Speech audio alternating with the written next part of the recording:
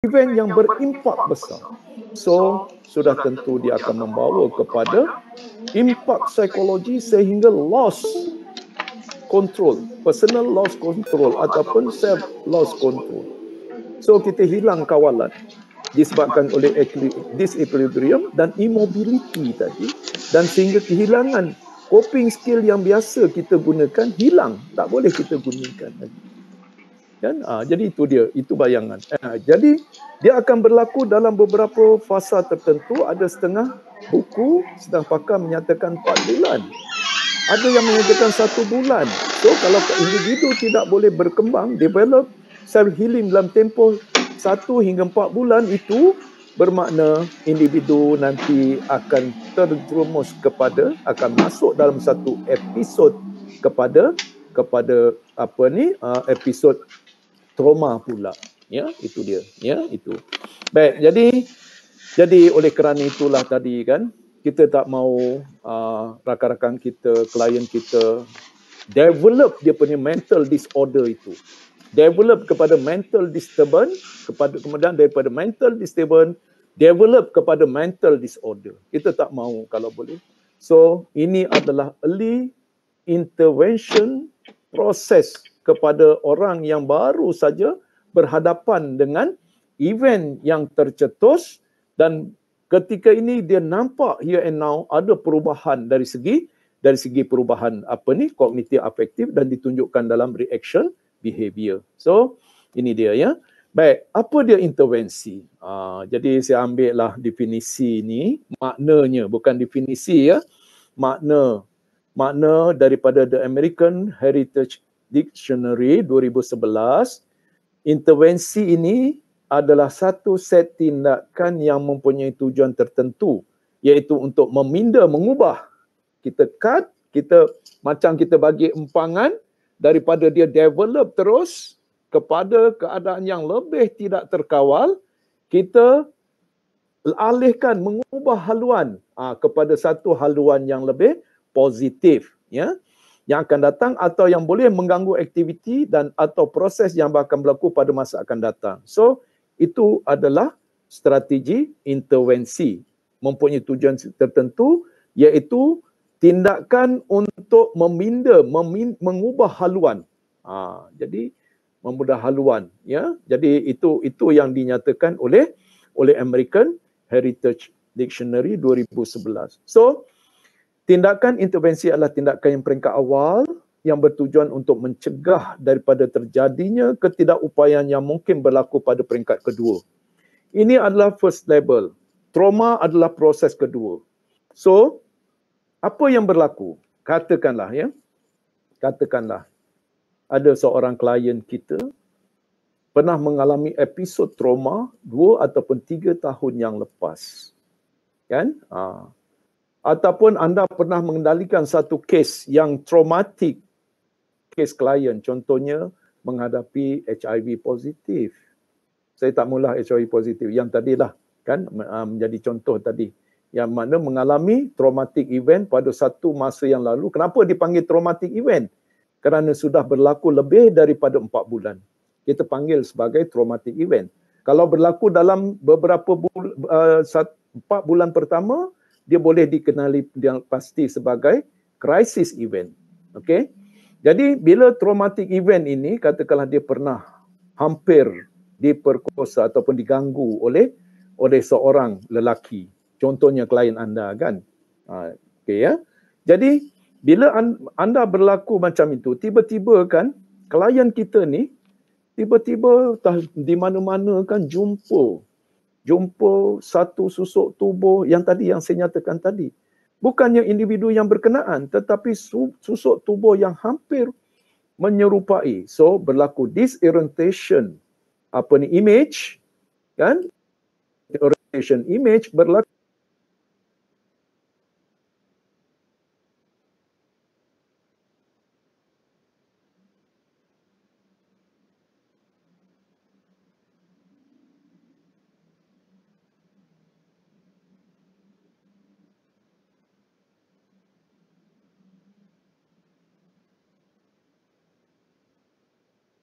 Dia dua event itu. yang terlibat dalam kehidupan klien ini. Pertama, dia berjumpa dengan susuk tubuh orang lain tapi hampir menyerupai. Di supermarket, lokasi berbeza. Dia mengalami semula traumatic event itu, dia mengalami trauma semula kerana dia teringat kepada susuk tubuh yang hampir memperkosa dia. Katakanlah begitu. So, which one is traumatic event, which one yang crisis event? Crisis event adalah susuk tubuh yang hampir menyerupai itu di supermarket itu. Itu adalah crisis event. So by that time dia mengalami immobility dan disequilibrium itu. Jadi kita kena entertain supaya dia kembali semula, datang kawalan diri dan dia okey semula.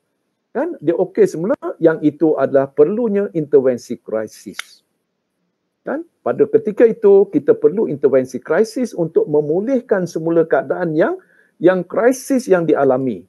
Itu diperlukan intervensi krisis. Namun demikian, dia belum settle lagi kepada traumatic event. Hampir diperkosa, hampir dicederakan dan sebagainya oleh individu tertentu itu adalah traumatic event. Dan sebenarnya dia masih lagi tidak okey dari trauma itu.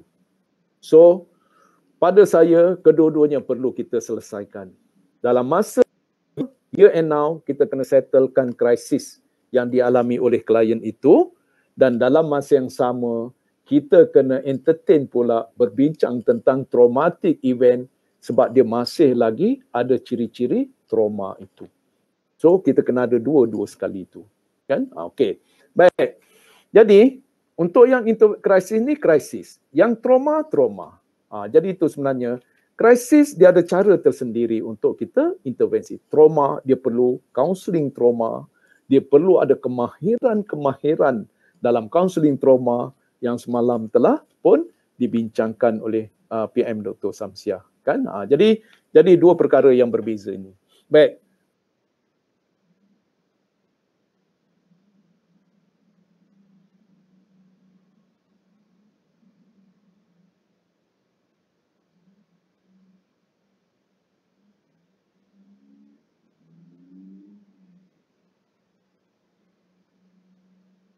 Masuklah, interrupt lah. Alahai. Macam kanak-kanak merajuk pula. Okey. Ada nak tanya beza antara dua perkara ni? Ataupun dalam masa yang sama, dia perlu counselling biasa. Kadang-kadang ya, kita biasalah, kita flashback perkara yang lama dan tak ada apa-apa. Tapi ketika itu memang saya kerasi, saya timbul balik. Tapi sebenarnya it's okay. So kita kena buat sesi peluhan biasa dan sebagainya. Everything okay, terkawal, tak ada masalah. Kan? Jadi itu saja. Jadi bermakna baik. So tidak semua keadaan kita berjalan lancar, kan? Okey. Baik. Saya teruskan lagi ya. Baik. Jadi bila sebut sahaja satu set tindakan ya. Baik. Kemudian ya, kita tengok apakah intervensi krisis. Jadi intervensi krisis untuk memulihkan, mengembalikan semula keadaan psikologikal individu yang dalam keadaan tidak seimbang dan tidak mobile, tiada mobility, disequilibrium and immobility. Jadi, fokus kepada masalah ataupun isu ketika itu saja, kan? Sebaik saja peristiwa, bukan peristiwa trauma, peristiwa krisis itu berlaku. Year and now, apa yang baru berlaku? Sebagai contoh, kan? Bila kita dapat klien yang macam ini, Cik Beda, awak dalam keadaan yang sangat sedih dan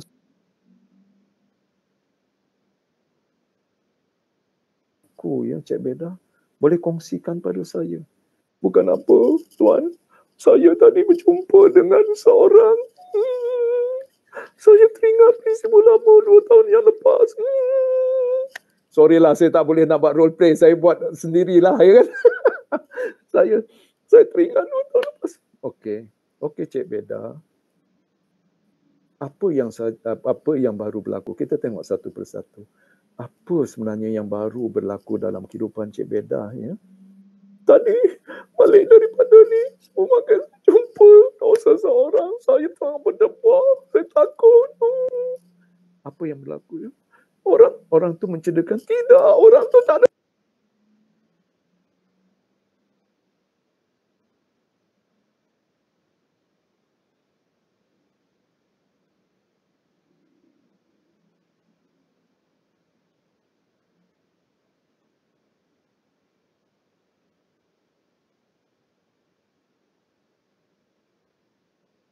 Deep breathing ke ataupun apa kan, yang sesuai di sini kan, deep breathing. Okey, Cik Beda, ikut saya, tarik nafas dalam kiraan 3. Okey, out. Okey, baik. Jadi bila dia dah okey, ceritakan apa yang berlaku. Jadi dia pun cerita secara ni, tadi dia jumpa dengan seseorang, bukan orang tu tapi dia teringat, orang itu hampir sama. Oh, jadi Cik Beda baru saja berjumpa kepada seseorang yang fizikal, hampir-hampir menyamai dengan seseorang pada peristiwa yang lepas, Cik Beda kan? Ya. So itu yang menyebabkan timbul perasaan itu. So keadaan itu adalah keadaan krisis dan dia dalam keadaan berjumpa dengan event itu adalah krisis event. So fokus kepada masalah here and now ketika itu untuk proceeding intervensi krisis. Dan itu sebagai proses untuk proses kaunseling seterusnya. Sebab ada yang tidak settle kepada event 2 tahun yang lepas. So ini adalah berbentuk emotional first aid. So first aid ini bukan saja kepada physical first aid, tetapi emotional pun perlu kita bagi dan kita panggil sebagai PFA, psychological first aid. Dan psychological first aid itu kadang-kadang orang lebih memahami kepada isu-isu yang melibatkan kepada bencana alam yang berskala besar, first aid. Memang perlu ketika itu.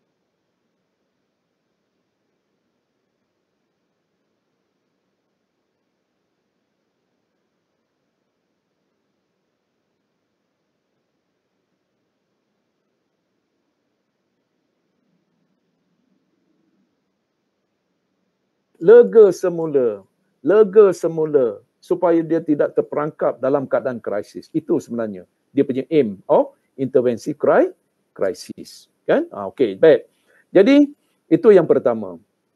Kemudian matlamat intervensi krisis by Repo 1970. Sebenarnya matlamat intervensi krisis adalah untuk melegakan simptom-simptom krisis dan juga mengurangkan kesan peristiwa. Kan? Kesan peristiwa kita kurangkan, kesan peristiwa itu tadi. Dan juga cuba kita bantu klien untuk mengembalikan semula tahap kefungsian.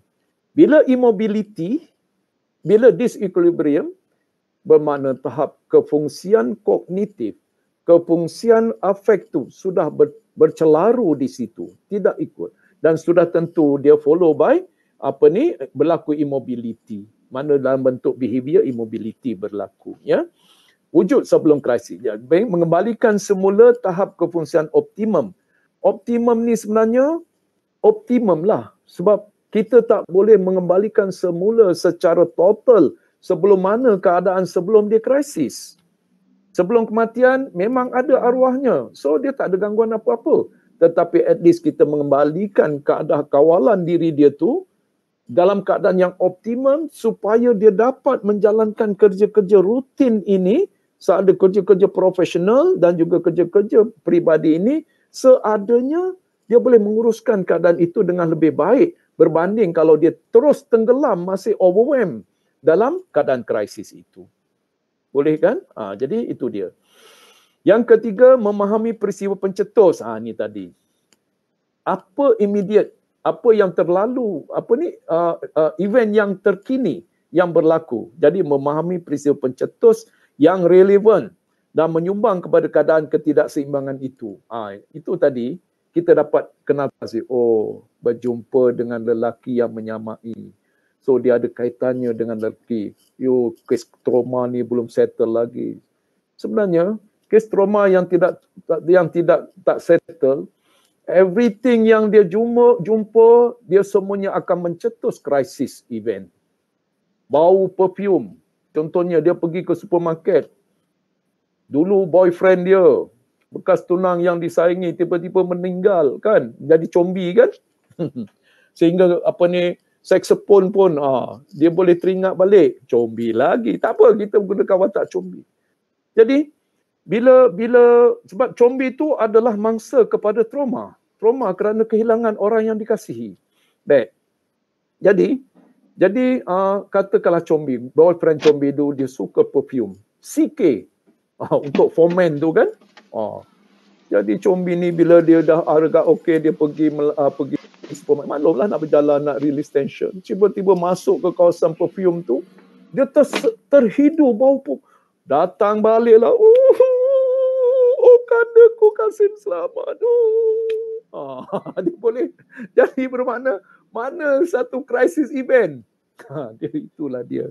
Bau perfume itu. 5 panca indera ini kita tak boleh nak elak. So, individu yang mengalami trauma, dia akan banyak event-event tertentu yang menjadi krisis event dalam keseluruhan kehidupan dia tu. So,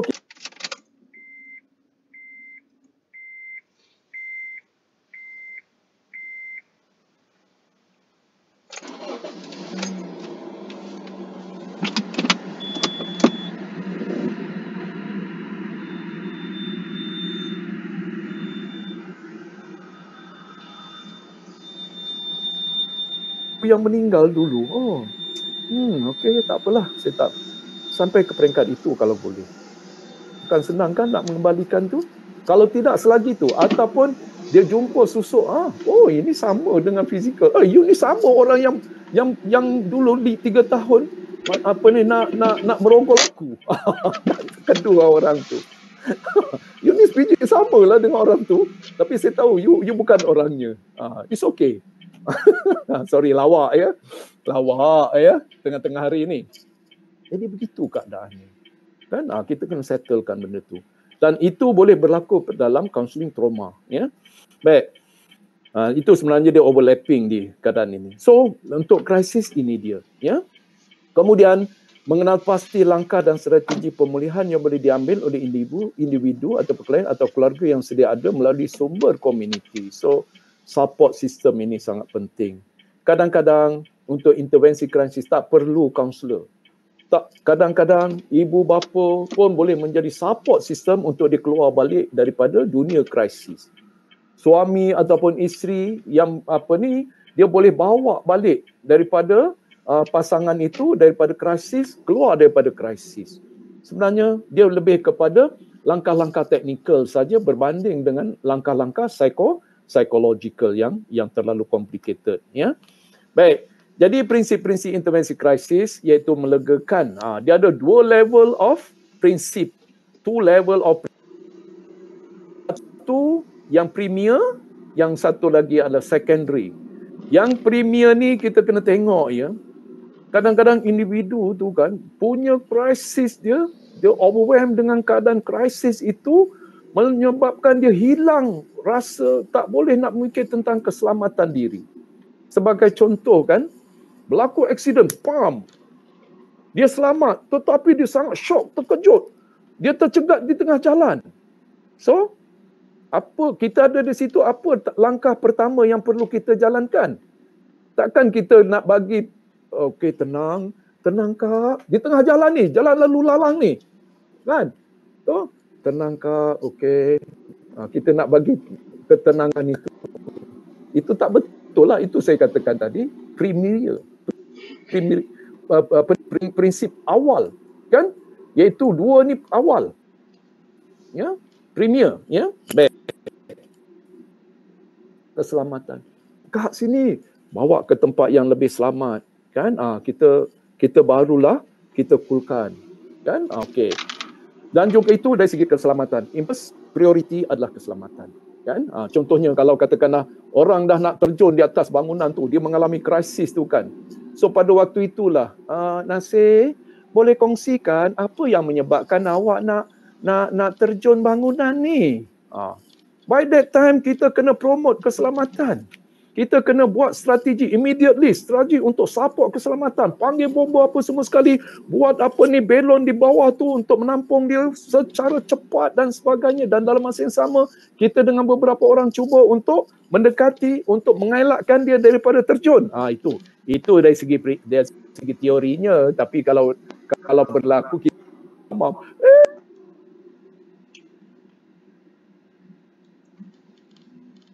Dan safety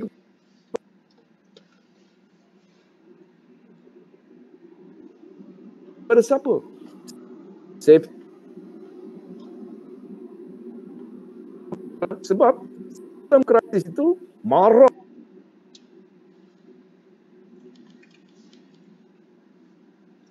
menjantik anak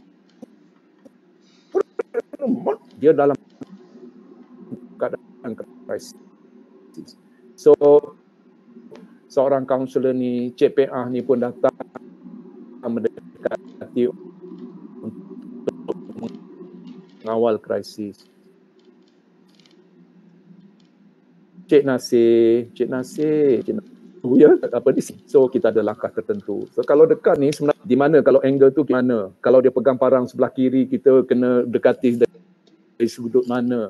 Kalau dia pegang tangan parang dia ni, kita dekati dari sudut mana? Berapa jarak yang kita perlu itu, kan? Okey. Safety dan kemudian bila dah yang kedua, yang dalam krisis kadang-kadang dia terlupa semua tu, tak makan, tak minum, ataupun memang dia kehilangan keperluan asas, itulah yang menyebabkan dia terbelenggu dengan krisis itu. Kan tempat tinggal, contohnya kebakaran dan sebagainya, banjir, makan tak ada. Kita pun datanglah kan untuk memberikan sokongan psikososial. Kita tak datang bawa apa-apa, kita bawa diri kita. Ya, Pak Cik, tenang. Apa ni, apa yang boleh Pak Cik kongsikan untuk saya? Pak Cik tak makan 2 hari. Tak apa, bertenang Pak Cik. Yang begitu salah lah dari segi prinsip intervensi krisis. Bawalah. Jadi kalau dia keperluan asas tu tak ada air, bagilah air, bagilah makan, tempat tinggal, sediakan itu. Kan dulu barulah everything okay. Tengoklah strategi. Ialah kita pergi kepada secondary. Principle of intervensi krisis itu menggalakkan klien tenang, menggalakkan jalinan hubungan.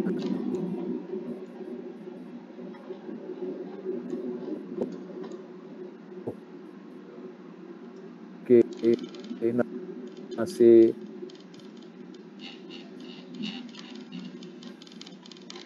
Saya boleh maklumkan kepada saya. Leman. Leman. Sekarang berapa? Berada di mana Leman? Ada dalam kelas tu. Tak boleh, tak keluar. Tolong saya, Encik. Kadang-kadang sebelum nak promote hubungan. Okey, Leman ya. Jadi boleh tak kita panggil Leman dalam situ? Boleh, cikgu, boleh. Jadi kita pun panggil lah. Jangan tinggalkan klien. Ketika berseorangan, kita pula cari si Leman. Kita request seorang untuk bawa Leman. Sebab dia apa-apa juga boleh berlaku. Tadi kan prinsip individu yang krisis, dia boleh buat apa saja. Kan?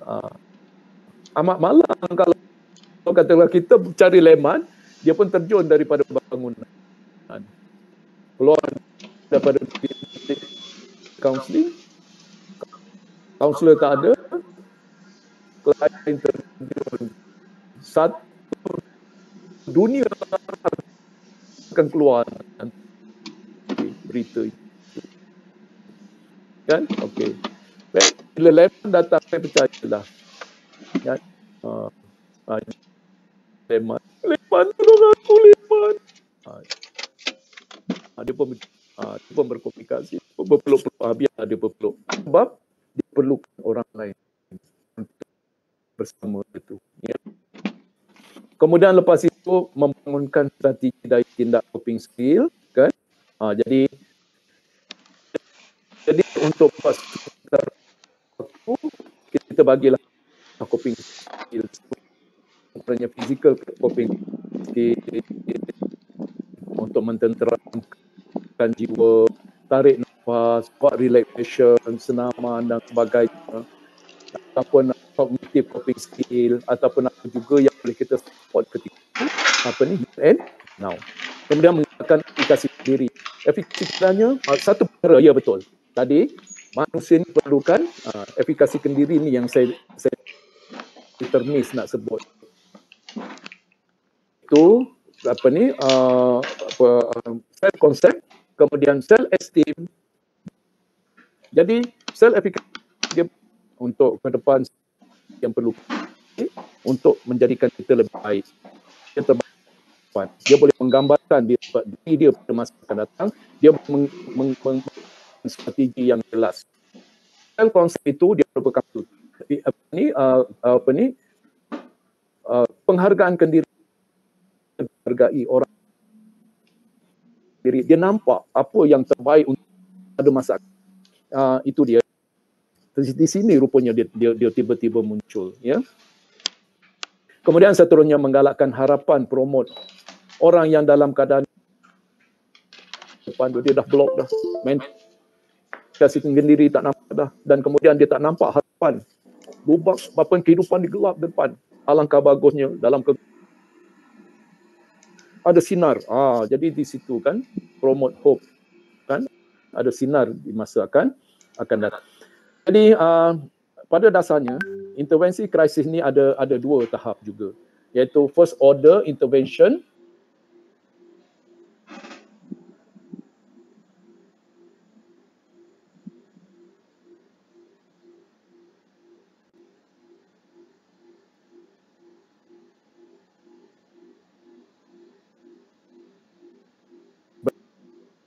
berlaku malapetaka alam secara besar-besaran, bermakna kita dah ada pasukan terdiri pada pasukan keselamatan, paramedik, kaki tangan perubatan, kecemasan, bomba, dan melibatkan kumpulan psikososial, kaunselor, pekerja sosial untuk memberikan sokongan psikososial kepada mangsa.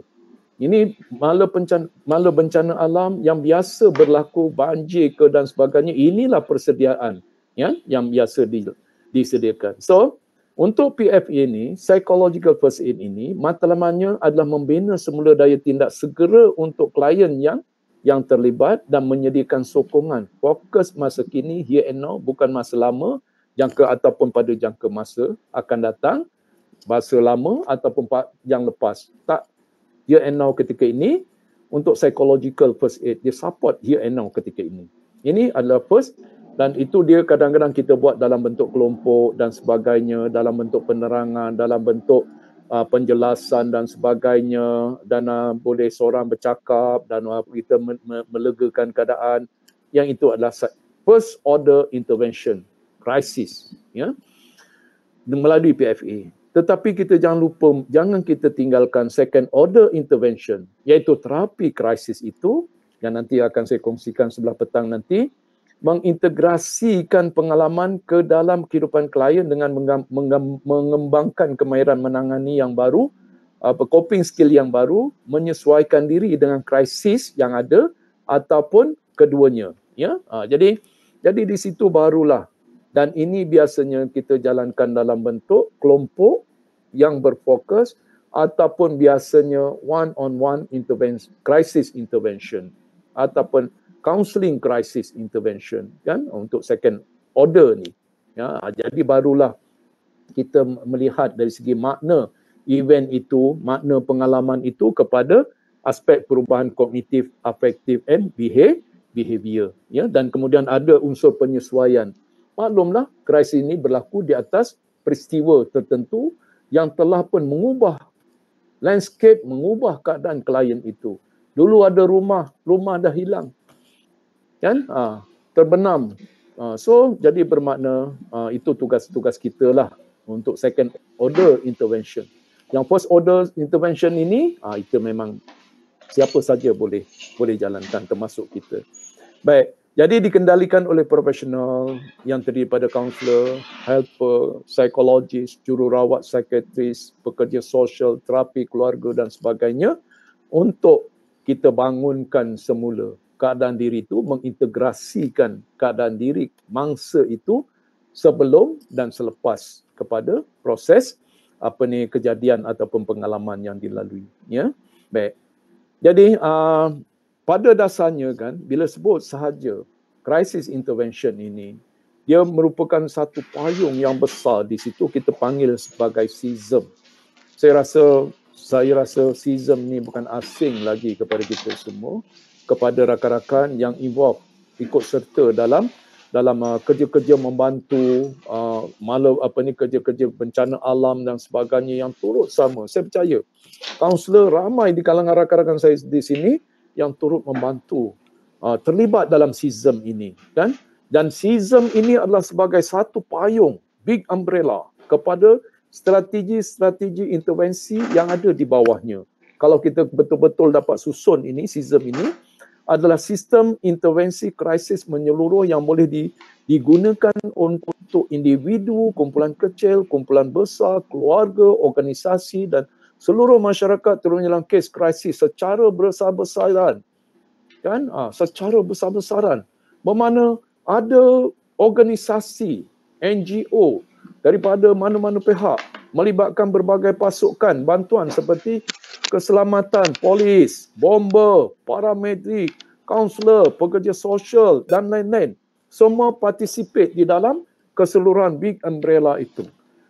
Bomber dengan tugas-tugas dia, polis dengan tugas-tugasnya, paramedik dengan tugas-tugasnya. Kita kaunselor dan juga social workers ini dengan tugas, dengan cara kita, kan? Dengan cara kita. Dan social workers tu dengan bawa kelengkapan minum dan sebagainya. Volunteers ini memenuhi keperluan asas biological manusia itu. Jadi semuanya ada tugas. Dan kita kaunselor, kita kaunselor ada tugas, ya. Merangkumi keseluruhan spektrum krisis. Jadi merangkumi semua spektrum krisis dari segi fizikal dan juga psikologikal, daripada keperluan asas fizikal kepada keperluan asas psikologikal itu. Dan CISM ini adalah payung kepada pelbagai strategi. Jadi di bawah payung inilah menyediakan instrumen-instrumen yang berkaitan untuk menguji kesan, ada instrumennya, kan? Kita ada melibatkan berbagai model strategi untuk pencegahan dan perawatan, ya, prevention and juga treatment, kan? Jadi ada model-model tertentu yang kita dah bangunkan sebelum ini dan kita dah get ready. Ini yang berlaku di negara Jepun, kan? Di negara-negara maju yang biasa mendapat malapetaka, dia akan turun tim ini, kan? Sebab dia dah ada modulnya, modul rawatan, tidak tercari-cari, dan dia terus saja gunakan modul itu bagi membantu mangsa. Baik. Jadi di bawah CISM ini sebenarnya berdasarkan by literature, ya, sebenarnya untuk kita mengukuhkan lagi CISM yang ada di Malaysia ni. Jadi itulah bila COVID-19 ni tak ada siapa yang menduga. Kita tidak bersedia SOP untuk ke arah CISM, especially kepada isu-isu yang melibatkan COVID ni, kan? Jadi itu dia. Jadi saya ni sebagai pemberi cakap je lah, membebelkan orang tua, kan, sepatutnya macam ni, sepatutnya saya terjun sekali bersama. Itu yang sepatutnya. Tapi itulah, kan, kita share sajalah mana yang mampu kita buat, mana yang kita tak mampu atas fizikal kita, kan, biological kita. So kita bagi menyumbang dari segi idea lah, kan. CISM mengandungi 7 komponen, iaitu pre-crisis preparation. Jadi bermakna daripada sebelum, kalau katakanlah event itu selalu, bencana alam itu selalu berlaku, dan kita memang CISM itu, kita memang khusus kepada itu. Dan baru-baru ini pun berdasarkan kepada di Malaysia ni pun, kan, sebenarnya sudah bersedia ke arah itu. JPAM, Jabatan Perkhidmatan Awam, ya, JPAM, kan, dia pun dia ada CISM dia sendiri. Dan sekarang ni tentang letupan kilang dan sebagainya, memang dah ada prosedur tertentu untuk mendepani itu. Ini kita panggil sebagai pre-crisis preparation. Ada SOP-nya, ada modulnya, ada yang Kemudian lepas itu diikuti dengan disaster of large scale incident program. Itu sebenarnya SISM ini. Selalu kita apply kepada disaster or large scale incident program ini. Kan? Contohnya banjir, contohnya gempa bumi. Kalau di Indonesia tu banyaklah SISM ini dijalankan. Disediakan pada peringkat awal kan program sokongan kalau di sekolah, program sokongan sekolah, program sokongan komuniti, ya. Kemudian berbentuk dalam informational briefings, town meeting, dan juga advising staff, berbentuk bantuan fizikal, psikologikal, PFA dan sebagainya lah, menjuruskan kepala asas. Dia dah ada dah ni, dah ada. Bila on saja terus on, masing-masing mengambil kira. Jadi itu dia. Cakap saja senanglah in teori kan, tapi itulah semuanya itu bermula daripada teori, idealisme, barulah kita adjustment dari segi praktisnya. Jadi itu dia. Baik, nombor 3. Brief small group discussion. Sejurus berlaku. Kan? Peristiwa krisis itu, jadi selepas bantuan awal itu, jadi akan berlaku pertemuan, brief small group discussion ini untuk readjustment apa yang treatment ataupun intervention yang perlu kita jalankan sesuai dengan settingnya kan. Jadi untuk penilaian, memberi rawatan dan mengurangkan gejala acute stress reaction yang dialami oleh mangsa-mangsa yang berkaitan. Saya laju je kan ni. Kemudian lepas itu jadi kita ni lah kan, kita ni. Jadi alangkah baiknya bila kita dah ada, kita ada modul critical incident stress debriefing. Ya, dalam bentuk psycho education group, perbincangan kumpulan kecil dan biasanya 1 hingga 10 kumpulan kecil biasa 1 hingga 10 hari selepas krisis untuk mengurangkan gejala akut dari segi pentaksiran, keperluan untuk tindakan susulan dan rujukan kepada pakar. Jadi kadang-kadang mana kelompok bimbingan, kelompok psikososial kita kena develop kan untuk kita cater klien yang banyak ini, mangsa yang ramai ini, kita grup-grupkan dan sebagainya, kita buat secara secara langsung ataupun secara berstruktur ataupun kurang berstruktur untuk yang kita panggil sebagai critical incident stress debriefing ini untuk kita jalankan kepada mangsa-mangsa dalam bentuk kelompok sokongan psikososial. So kalau ada di kalangan itu kita nampak, kita detect ada yang perlu sokongan yang nyata, dia nampak sangat, dia stuck, nampak sangat, dia sangat tenat kan, severe. So by that time pentingnya one-on-one crisis intervention ataupun one-on-one crisis counselling. Sokongan psikososial di seluruh jangkauan spektrum krisis melalui yang akan saya kongsikan petang ni, the 6-step model yang telah dibangunkan oleh James dan Gilliland 2005. Jadi dia ada 6 langkah 6-step model ini, model 6 langkah krisis yang telah dibangunkan, yang telah dicadangkan oleh James and Gilliland 2005 bagi bagaimana kita nak menjalankan one-on-one crisis intervention kepada individu yang berkenaan. Kan? Baik, ini kalau katakanlah krisis ini secara besar-besaran. Tetapi kita tengok tadi, faktor krisis ini bukan hanya berlaku kepada malapetaka alam.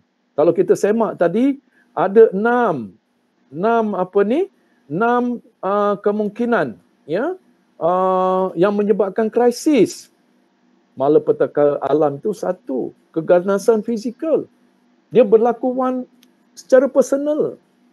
Trauma sosial, katakanlah perceraian, kematian, dia masuk dalam trauma sosial. Dan kemudian ugutan melalui maya kan. Jadi dia merupakan trauma sosial. Dia sendiri ni, dia tak melibatkan malapetaka alam dan tidak melibatkan masa besar kan. Kemalangan dan penyakit personal juga. Trauma spiritual personal juga. Witnessing ni pun personal juga. Jadi satu saja malapetaka alam itu yang perlukan model SISM ini tadi. Tetapi yang lain tu semuanya perlu one-on-one crisis intervention itu tadi. Jadi itu sebenarnya kenapa dan kemudian yang pandemik COVID ni, tengok mangsa bukannya sedikit sekarang ni tuan-tuan. Isunya mampu atau upaya tak kita untuk mengendalikan secara one-on-one. Jadi untuk masa kini dan akan datang kita kena create satu pendekatan untuk mengenal pasti. Kita upgradekan sama ada kita gunakan instrumen-instrumen yang ada tadi ada nyatakan tentang ujian psychological tadi itu untuk sebagai screening proses. So kalau ada yang simptom-simptom begitu, kalau dalam organisasi kita kelompokkan peringkat pertama dalam bentuk kelompok. Kerana ketidakupayaan kita kalau sekiranya dalam organisasi itu terlalu ramai yang terkesan dalam krisis ini. Perlu ada strategi tertentu. Dan dalam kelompok itu, kita bangunkan social support group supaya setiap individu dia akan merasakan kita serupa. Kita mengalami isu yang sama, pandemik. Oh, mungkin ada, ya Alhamdulillah dapat jumpa rakan mereka juga terkesan. Mereka juga kehilangan apa yang saya kehilangan. So, saya bukan keseorangan. Itu sebenarnya fungsi. Social support group itu untuk kita ketengahkan. Mungkin model itu. Mungkin kan. Jadi, kita kena berfikir ke arah itu untuk membina social support team group. Bukan social support team, social support group untuk kita support rakan-rakan yang berhadapan dengan isu-isu pandemik ini. Dan dari segi itu adalah screening proses. Dua screening proses. Satu by instrumen, kan DAS tadi. So siapa-siapa ini kita boleh jemput, panggil untuk group social support group. Kemudian daripada situ kita dah buat social support group, kita jalankan kita sebagai leader, kan. Kemudian barulah kita tengok, oh ada yang sangat menderita, dia tak boleh keluar juga. So kita tarik daripada situ untuk one-on-one crisis intervention. Dalam konteks pandemik ini, kan? Dalam pandemik. So diikuti pula yang kelima, family crisis intervention and organizational consultation. So kalau perlu family crisis intervention, kita perlulah melibatkan ahli dalam family itu. Kalau dia melibatkan organisasi, libatkanlah organisasi itu untuk membangunkan daya tindak, membantu individu yang mengalami krisis itu untuk terus berkembang, kan? Dan kemudian kalau perlu kita follow up lah. Kalau kita tak mampu, kita follow up kepada kaunselor yang mampu. Kalau tak ada, kita boleh referral kepada siapa? Mungkin kita boleh referral kepada psikiatris dan sebagainya lah. Jadi bermakna lengkaplah keseluruhan ketujuh stage itu. Dalam isu-isu yang melibatkan disaster tadi, rakan kita sebut tadi tentang disaster, kan. Okey, baik. Kita bukan saja sekarang ni memang kita bila kita betul kita jelaskan disaster tu memang dia akan menjadi satu yang nampak besar. Jadi betul saya setuju tadi, kan, dia nampak besar. Kalau COVID-19 ini dijadikan sebagai kita highlightkan tentang disaster. Tetapi apakah selain daripada disaster yang boleh kita present tentang pandemik ini? Walau itulah bezanya disaster pandemik ini berbanding dengan disaster yang lain kerana dia tidak mengalami kemusnahan fizikal yang kita tak nampak. Orang bergelimpangan cedera dan sebagainya, bangunan runtuh dan sebagainya kita tak nampak di situ. Kita nampak macam biasa-biasa. Tetapi di sebalik itu sangat luar biasa berlaku dalam level, dalam kelompok masyarakat itu. Okey. Jadi itu pada peringkat ini, ya. Okey. Jadi saya rasa on the right track ni, time yang saya uruskan ni.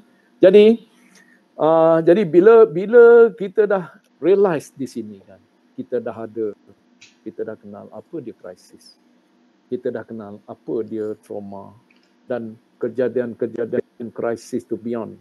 Apa simptom-simptomnya, sama ada individu itu akan melekat kepada simptom-simptom depression, anxiety ataupun stres, kan? Dan stres yang traumatik itulah yang akan melekat kepada krisis, kan? Dan kalau dibiarkan dia akan berkembang menjadi trauma, episod trauma, dan nampak di situ, kan?